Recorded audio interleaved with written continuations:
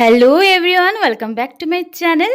তো সকাল সকাল ব্লগটা শুরু করছি, আর এই ব্লগটা হচ্ছে হোলির পরের দিন, মানে দোল পূর্ণিমার পরের দিনের যে রং খেলা, মানে এখনও তো হোলি আছে, তো সেই ব্লগটাই পোস্ট করছি, মানে হোলি পার্ট 2 ব্লগ। তো যাই হোক, সকালটা শুরু করলাম এরকম দই আর মুসলি দিয়ে। এখন কিন্তু একটু চেষ্টা করছি, যেহেতু ডায়েট করতে পারবো না আমি সেভাবে হয়তো, তবু চেষ্টা করি সকালটা একটুখানি এরকমই খাবার। তো তার জন্য সকাল করে এখন থেকে ওই যে মুসলিটাই খাচ্ছি, আর মাঝে মধ্যে রাতেও খেয়ে নিচ্ছি। বাট রাতে আমি দই খাই না, কারণ দইটা না লেট নাইট খাওয়া ভালো না একদমই। দই সবসময় সকালে খাওয়াটা সবচাইতে উপকার, এটা শরীরের জন্য ভালো। তার জন্য সকাল করে এখন দই দিয়ে আমি মুসলিটা খেয়ে নিই। আর দুপুরে খাচ্ছি একটু ভাত, আর রাতে খাচ্ছি দুধ দিয়ে মুসলি। আর মাঝে মধ্যে আমি মুসলিটা স্কিপ করে দিই, বাট সকালটা স্কিপ করি না। আর এটা হচ্ছে হোলির পরের দিনের যেহেতু ব্লগ, তার জন্য দেখতেই পাচ্ছ আজকে হবে চিকেন চিকেন কুকুরুকু। কারণ আমরা তো আগের দিন রঙের যে ব্লগটা দেখেছো, সেদিনকে নিরামিষ খেয়েছিলাম। তো তার জন্য আজকে হচ্ছে এখানে চিকেন দিদি বানাচ্ছে। আর আজকেও কিন্তু রং খেলা হবে, কারণ গুনগুনেরকে তো ঘরে বসে রাখা যাবেই না, ওর জন্যই আমাদেরও খেলা হয়ে যাবে। তো গুনগুনকে নিয়ে বেরোবো, তো তার জন্য জাস্ট আমি অল্প স্বল্প হেল্প করে দিলাম দিদিকে। আর এখানে মাংসটা সুন্দর করে মেরিনেট করে রাখা হয়েছে।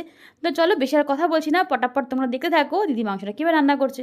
পুরো তো সেভাবে রেসিপি শেয়ার করছি না, তবু যেটুকু পারলাম সেটুকুই শেয়ার করছি, কারণ আমি বেশিক্ষণ থাকতে পারিনি ভিডিও করে দিতে দিদিকে।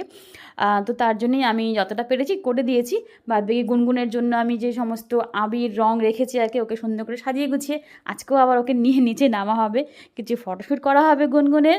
আর ওকে তো আমাদের ছেড়ে দেবো, কেন সবসময় তো আর মানে বাচ্চাদেরকেও না একটু সময় দিতে হয়, ওদের মতন দিতে হয়। আর গুনগুন এমনিও খুব ভালোবাসে রং খেলতে। তো তার জন্য গুনগুনকে কিন্তু আমরা হোলি পারপাসলি কিন্তু কোনো রকম রোকটোক করি না, ওকে ওখানে ছেড়ে দিই। হ্যাঁ, খালি একটু খেয়াল রাখি যাতে ওর মুখে চোখে যেন রং টং না ঢুকে যায়, এটুকু খেয়াল রাখি। এছাড়া কিন্তু ওকে আমরা মোটামুটি ছেড়েই দিই বলতে গেলে। তো দেখো এখানে কিন্তু পেঁয়াজটা আমি আগে হালকা লবণ দিয়ে কিন্তু একটু মেখে রেখেছিলাম, তাতে হয় কি নরম হয়ে যায় পেঁয়াজটা, আর ভাজাটা চটজলদি হয়ে যায়। তো দেখো খুব সুন্দর কিন্তু মানে লাল লাল করে দিদি ভেজে নিয়েছে। আর আজকে মাংসটা কিন্তু গুনগুন আর আমাদের একসাথেই হচ্ছে, তার জন্য লঙ্কা পড়বে না।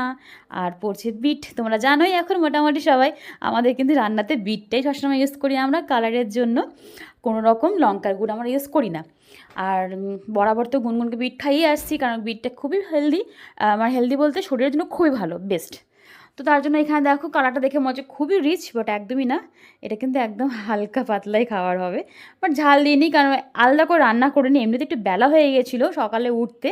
তার জন্য না মানে অত দুরকম আলাদা আলাদা মাংস না করে দিদিকে বললাম যে একবারেই করে দে। ও গুনগুনেটা তুলে নেওয়ার পরে আমার যদি লঙ্কা দিলাম তো দিলাম, না হলে এমনি খেয়ে নেবো, কোনো চাপ নেই। এমনিতে আমাদের খাওয়া দাওয়া কিন্তু লঙ্কাটা একটু কমই খাই আমরা, মানে এখন গুনগুনের চক্করে পড়ে না আমাদেরও না ঝালটা খাওয়াটা কমেই গেছে বলতে গেলে। তো আমাদের অভ্যাস হয়ে গেছে, কোনো অসুবিধাও হয় না। তো চলো এখানে দিদি রান্না করছে করুক, তো তোমাদের সাথে আমি পরে কথা বলছি।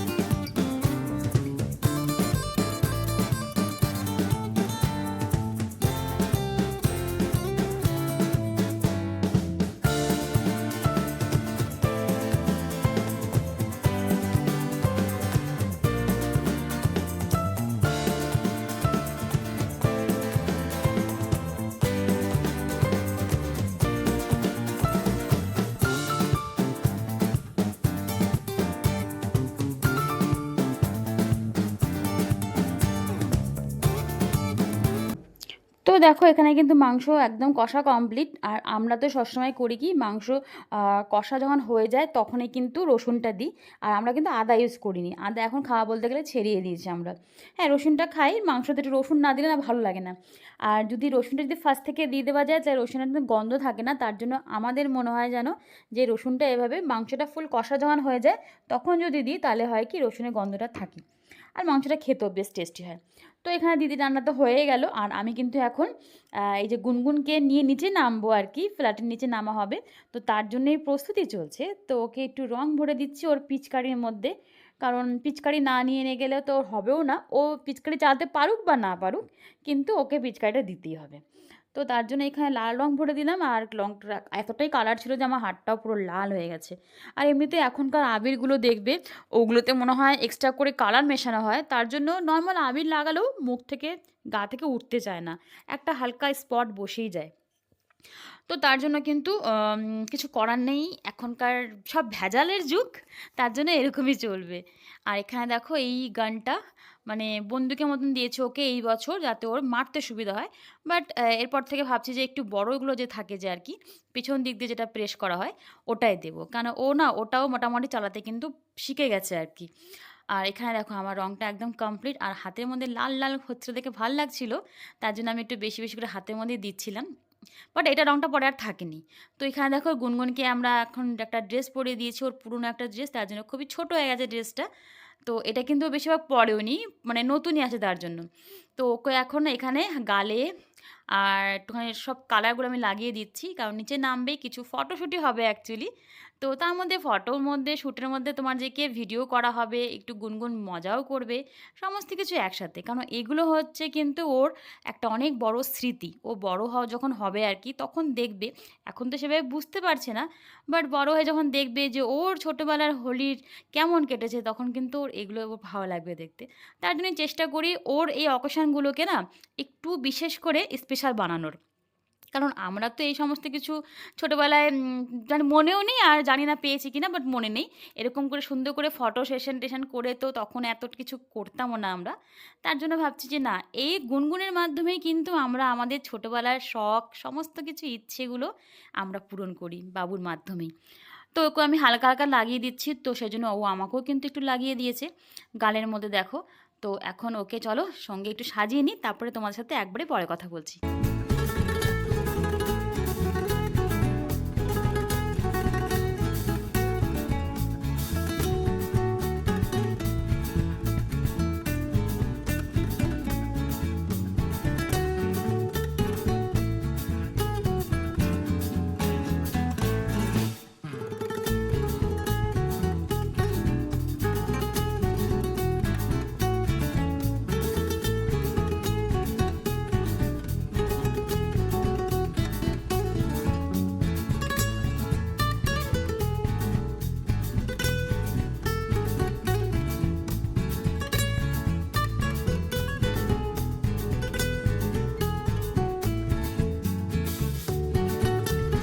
তো দেখো গুনগুন একদম নিচে চলে এসেছে প্রস্তুতি নিয়ে, আর এখানে ও কিন্তু এই ছোট্ট যে ছেলেটাকে দেখলে ওকে রং দিচ্ছিল, তারপরে গুনগুনে কিছু ভিডিও করলাম, ফটো তুললাম, আর ওর যে পিচকারি ছিল সেই পিচকারিটা দিয়ে কিন্তু আমি কিন্তু ওকে এরকম করে রং দিচ্ছিলাম।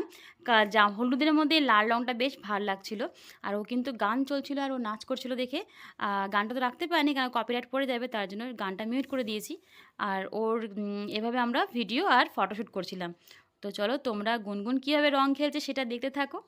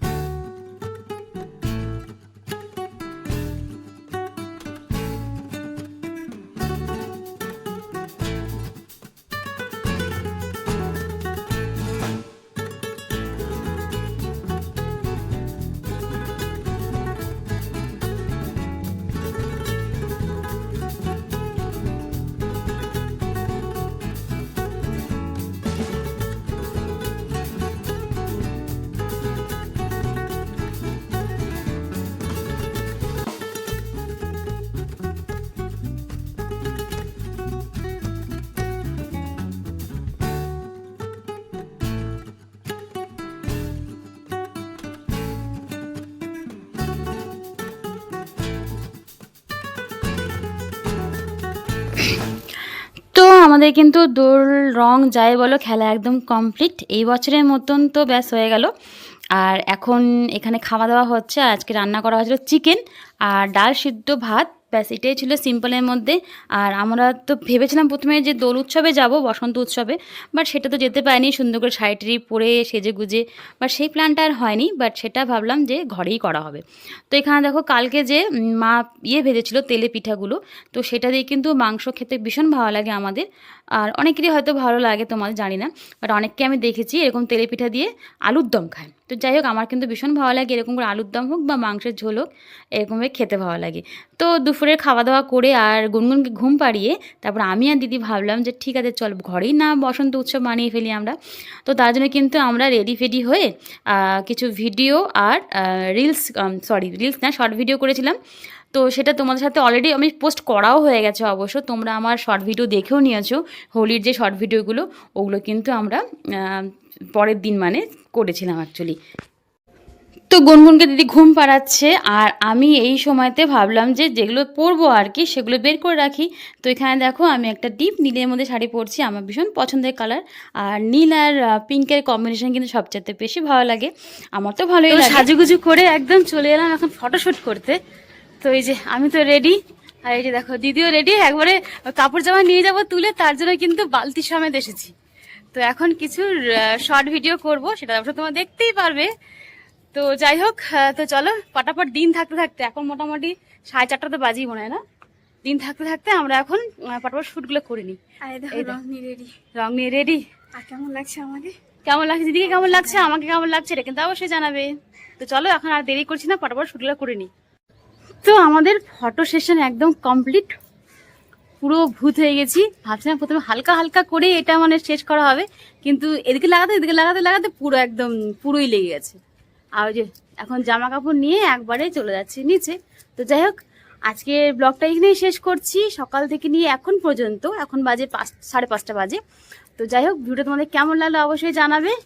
আর যে সকল বন্ধুরা নতুন এসেছে আমার পরিবারে, তাদের সবাইকে একটাই বলবো, একটাই রিকোয়েস্ট, প্লিজ কেউ সব তুলে নিও না, একটুখানি অপেক্ষা করো, সময় মতো তোমাদের পরিবারে অবশ্যই চলে যাব। আর যারা এখনো পর্যন্ত আমার চ্যানেলটাকে সাবস্ক্রাইব করনি, তাদেরকে তো একটাই বলবো, প্লিজ চ্যানেলটাকে সাবস্ক্রাইব করে পাশে থাকো, তাহলে এরকম নিত্য নতুন অনেক নতুন নতুন ভিডিও দেখতে পাবে। তো চলো যাই হোক, হোলি শেষ, মানে এতদিন তো অপেক্ষা ছিলাম যে কবে বসন্ত আসবে, হোলি এসে চলেও গেল। মানে উৎসবের দিনগুলো না পটাপট চলেও যায়, আসারই খালি অপেক্ষা। যাই হোক, আসছে বছর আবার হবে। তো সবাই ভালো থাকুক, সুস্থ থাকুক, নেক্সট ইয়ার খুব মজা করে আবার হোলি খেলা হবে। তো চলো আজকে মতন ব্লগ ভিডিও এখানে রাখছি, সবাই ভালো থেকো, সুস্থ থেকো, টাটা।